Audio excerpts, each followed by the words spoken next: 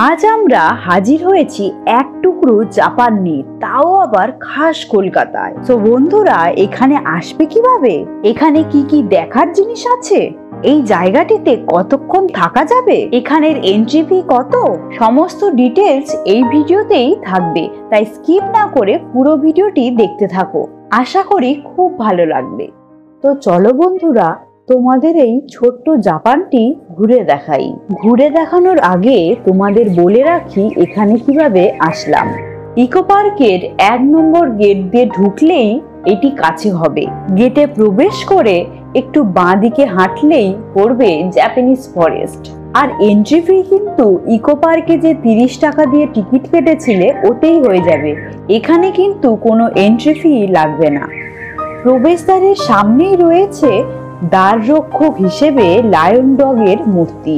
বিশ্বাস করা হয় সমস্ত খারাপ কিছু থেকে এই মূর্তিগুলি রক্ষা করবে। প্রবেশ করেই দেখতে পাচ্ছি শান্ত এই গৌতম বুদ্ধের মূর্তি। এই মূর্তির বাঁ দিক থেকেই আমরা হাঁটা শুরু করলাম।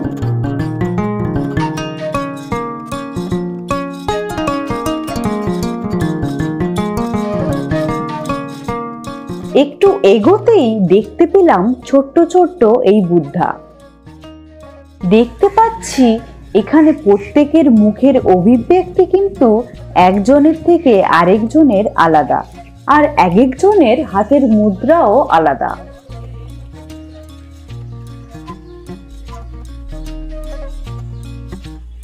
এখানের এই বিশ্বাস যে এনারা রাতের বেলায় জেগে ওঠেন আর পুরো জাপানিজ ফরেস্টটা কিন্তু এনারা অপশক্তির হাত থেকে রক্ষা করেন, এখানে তেমনটাই লেখা আছে।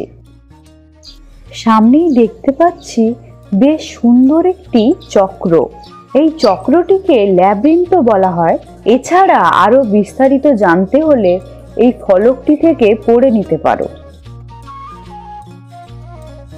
জাপানিজ ফরেস্ট মানেই সুন্দর একটি প্রকৃতি, আর সেই প্রকৃতির সাথে মিলেমিশে থাকা ঈশ্বর। আর এখানের কেন্দ্রবিন্দু হলো প্রকৃতির প্রতি উপলব্ধি এবং সম্মান।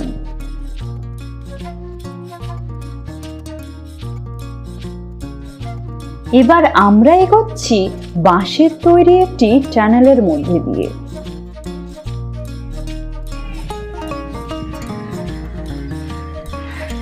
সামনে একটি বেশ সুন্দর কাঠের ব্রিজ দেখতে পাচ্ছি, এটিকে জিগজ্যাগ ব্রিজ বলা হয়।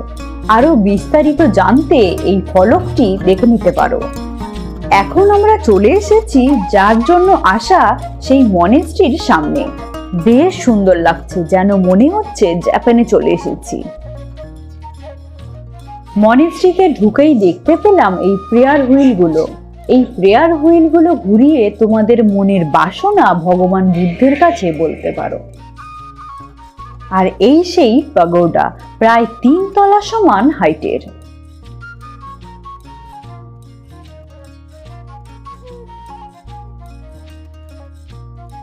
এখানে প্রবেশ করতে গেলে অবশ্যই তোমাদের জুতো খুলে যেতে হবে।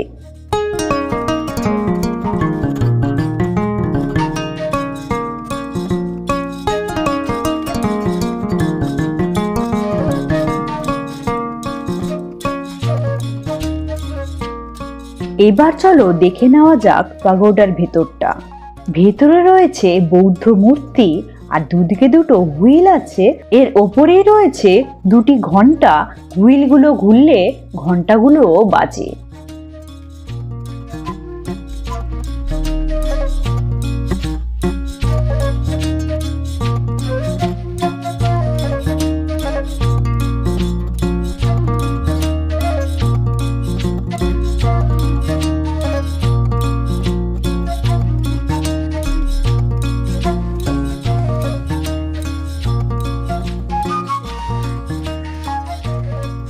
সামনে যে লাল থামগুলো দেখতে পাচ্ছি ওগুলোকে বলা হয় সিরিজ অফ তোরি।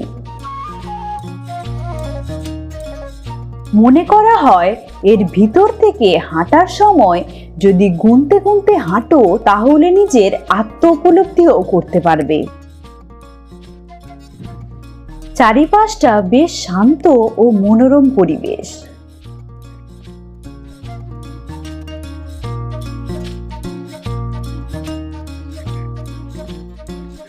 সামনে যে পুকুরটি দেখা যাচ্ছে এটিকে বলা হয় ডেমিগড। আর মনে করা হয় এই বোলটির মধ্যে কয়েন ফেলে কিছু উইশ করলে সেটি সফল হয়।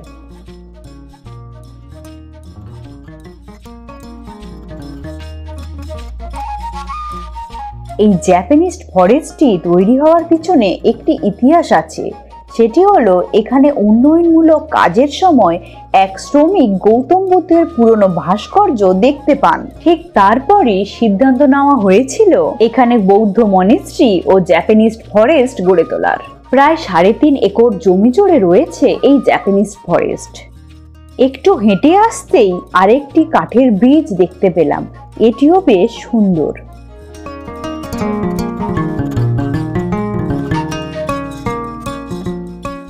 সামনে যে গোলাকার বৃত্তটি আছে এটিকে বলা হয় মুন গেট, যেহেতু এটি চাঁদের আকারেই আছে।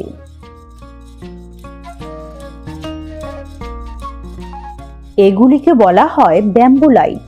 রাতের বেলায় কিন্তু বেশ সুন্দর লাগবে।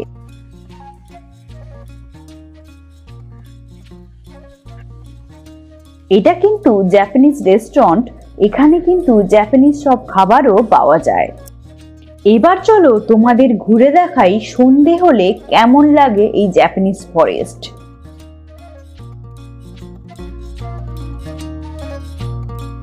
অসাধারণ সুন্দর লাগছে এই সন্ধ্যের সময়। এই অন্ধকার আলোর খেলাতে যেন জাপানিজ ফরেস্ট আরো মায়াবী রূপ ধারণ করেছে।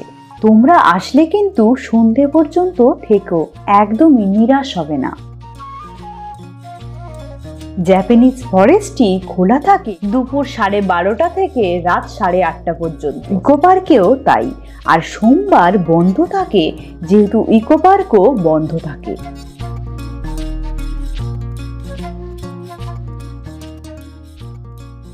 লাইট জ্বলতে ব্যাম্বু লাইটগুলো খুব সুন্দর লাগছে, যেন জোনাকি একসাথে বসে আছে।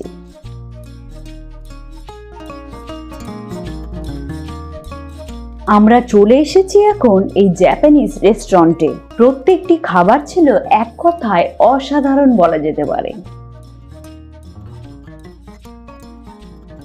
ও হ্যাঁ, দাঁড়াও, আরেকটি জিনিস আছে। এটা হলো ব্যাম্বু চাইম। একটু হাওয়া দিলে বা হাত দিয়ে সরালে বেশ সুন্দর শব্দ হয়। এতে কিন্তু পজিটিভ এনার্জি ইমপ্রুভ হয়। তো বন্ধুরা, কেমন লাগলো এই ভিডিওটি? ভালো লাগলে অবশ্যই কমেন্ট বক্সে জানিও। আর এরকম ভিডিও দেখতে হলে অবশ্যই লাইক, শেয়ার, সাবস্ক্রাইব করে বেল আইকনটি প্রেস করতে কিন্তু একদমই ভুলো না।